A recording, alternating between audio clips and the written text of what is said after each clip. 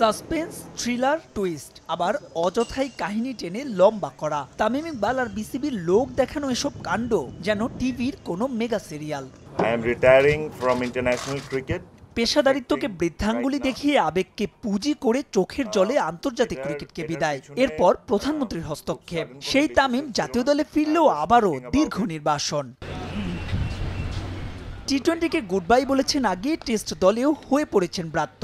কিন্তু আগামী বছরের চ্যাম্পিয়ন্স ট্রফিকে সামনে রেখে আবারও জোরালো হয়েছে তামিমের দলে ফেরার গুঞ্জন। বিশেষ করে ওপেনিং স্লটে এখনও তৈরি করা যায়নি তার বিকল্প।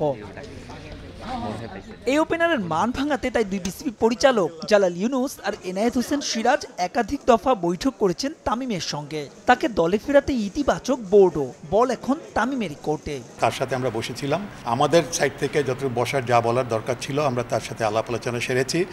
পরে সেই মিটিংয়ের পরে বলেছে ঠিক আছে, আমি মাননীয় সভাপতির সাথে তামিম আলাপ আলোচনা করবে, ফাইনালি করে he will take his decision. আমরা তামিমের জন্য অপেক্ষা করছি, we are waiting for his reply.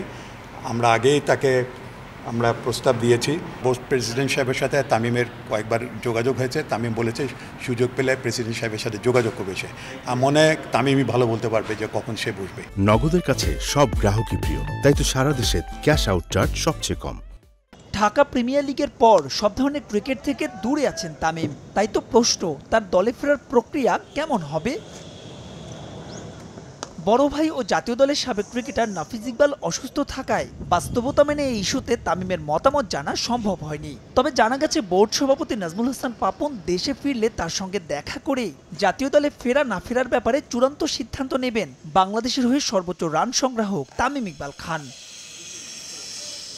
মাহবুব লিমন, সময় সংবাদ, ঢাকা।